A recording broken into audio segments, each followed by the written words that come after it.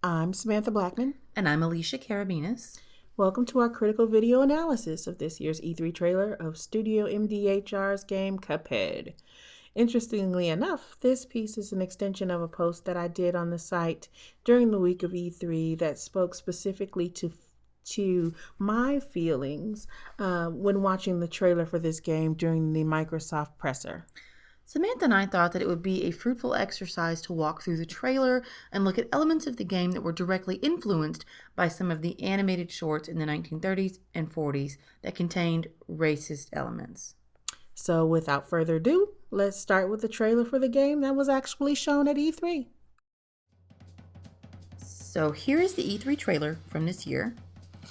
And here's what I talked about in my post, right? It was the experience that I had when viewing the trailer that came not only from the kind of racist elements that I knew existed in the original materials from the 1930s and 40s, but also from over 2 decades of actually being aware of and studying this kind of material in a scholarly way. And listen, I'm a white woman, but I am in my 30s and I grew up in the South, and even I had this very complex reaction where at first I saw this and I thought, oh, that's really pretty, that's really neat. And then I thought, oh shit, what's going to happen in this? What are they going to show? What are they going to include? Is it going to have those elements? Is it going to be an issue? Because I just really questioned whether or not you could do this kind of thing and make this artistic choice without including those elements, or at least thinking about them some way in a narrative context, brushing up against it. Because even though I didn't notice anything in the trailer that was overt or that seemed particularly racist when I first saw it, I still had that reaction because I have that association. I remember seeing these things as I was growing up. In some of these screenshots, you'll be able to see some of what we're talking about.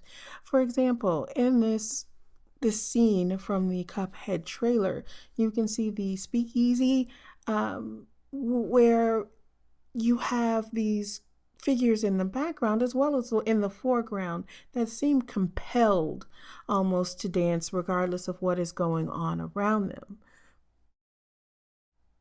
This is strangely reminiscent not only of the art style, but also of the content of films like Disney's 1932's Trader Mickey, where Mickey plays an adventurer who goes to the African continent and is caught by African savages and saves himself from being cooked and eaten by said savages by playing the music and compelling them to dance and thus saving himself.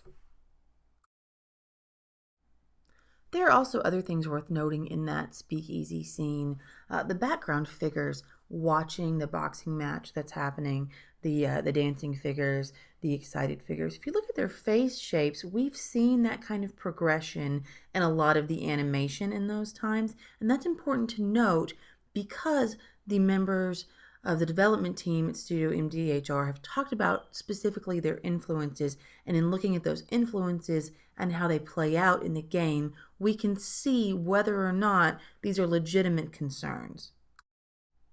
Like here, we see Bimbo from Bimbo's Initiation. He's got a very distinctive face shape, kind of like Mickey, with the lines around the face and the face shape that we see in those background figures in the speakeasy. It's hard to pinpoint what kind of animal some of these creatures are, whether they're human or not, but we see this shape a lot. Here we have Felix the cat, who's important because he was listed as a very specific influence for the next character in the lineup, Bosco. Bosco was a particularly interesting character because Bosco, unlike Bimbo, unlike Felix, was most definitely a problematic character.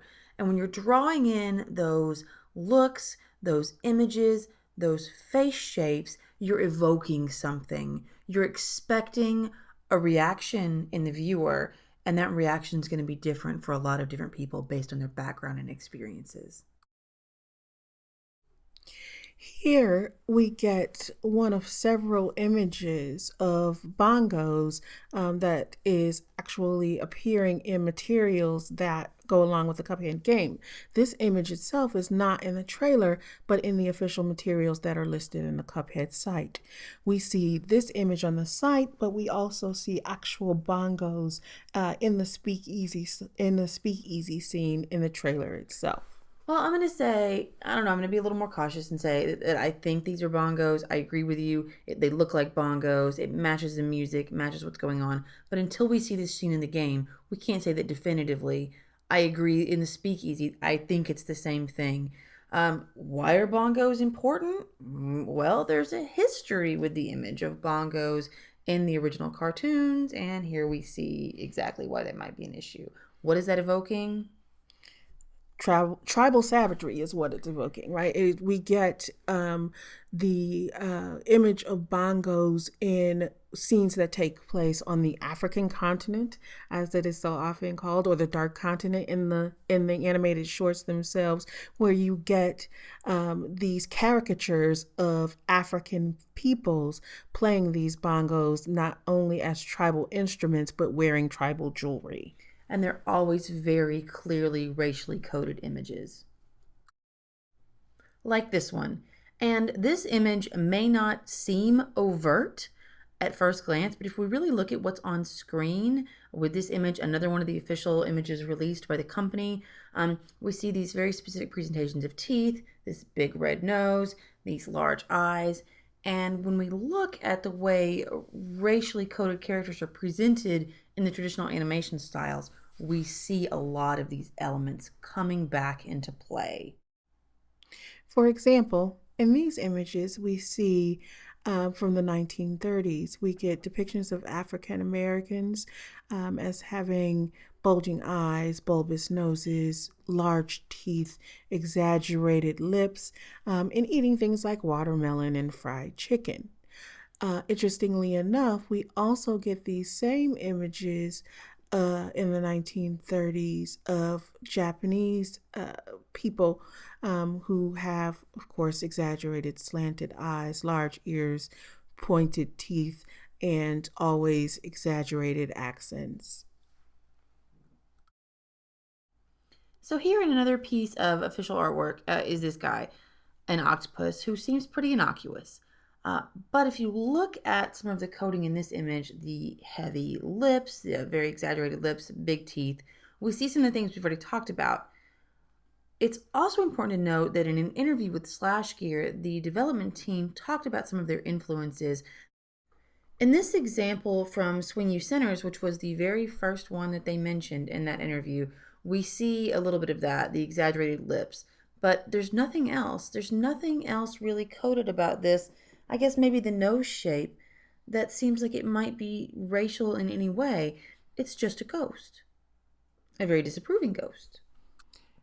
And in the Cuphead trailer, you get a series of images of demons or devils that are once again very stereotypical in nature: black skinned, bulging eyes, bulbous lips, large teeth, all of the things that, yes, may, well, some of them anyway, that may seem appropriate for evil boss type characters, such as the pointy teeth, as in I'm going to eat you long nails. But it is the black skin and the exaggerated lips and the bulging eyes that are more problematic in this scene. And again, it doesn't really seem that overt until you look back once again at Swing You Sinners and the way that those same kinds of creatures were coded in the original material from which they drew inspiration. Here in that cartoon, we see a demonic tree with no recognizable lips, just a big screaming mouth. And if you watch the original video, you see the same thing. The same kinds of hands, very reminiscent art style, the same kind of nose. The eyes are different, the mouth is different, and that's important. Here there's a bat. Once again, no kind of racial coding. It's just a bat. There's nothing that strikes as stereotypical about this image at all. And listen, I don't mean to say that Swing Centers or the Fleischer Studios or anything else was immune to any kind of the racism of the era. It was expected. Those were the tropes that people were dealing with. What I do want to say is that there were opportunities in copying that art style for the development team at MDHR to avoid some of the things that we have indicated. And as I said in my piece, I think it's important to note that it is not that we should not and cannot use the animation from the 30s and 40s as inspiration for games. It is just that it has to be done well and it has to be done with nuance. And yes, these things can be done well for a number of different reasons. And here might be an example. When we were doing a little research on Cuphead, we accidentally kind of came across this game called Fleish and Cherry, an independent game still in development uh, by Red Little House Studios. Also uses a style reminiscent of the 1930s, and while I think maybe not as visually appealing or done with as much artistic care as Cuphead, which obviously took a lot of effort, you do see something really interesting here in that they're using those images and using that style, but they're actually diminishing some of the more troubling to the contemporary viewer's eye aspects of that style. For example, we will see when we see the characters, there's no racial coding that's overt. If you look at the main character here, Cherry, you don't see that she's very sexualized. It's a very innocent, friendly take on the art style, and maybe that's not quite as authentic as something like Cuphead, but I think it shows a level of engagement with the historicity of the animation that we're not seeing yet in Cuphead. And this is all based only on trailers, on visuals. I don't know anything about the way this game plays. Maybe it sucks. I don't know anything about the way Cuphead plays because I haven't played it. I don't know what the finished game is going to look like. But looking at the two trailers and released art, as with this image of the characters in Crazy Hotel, I think there's a very clear difference in the way they're approaching the material.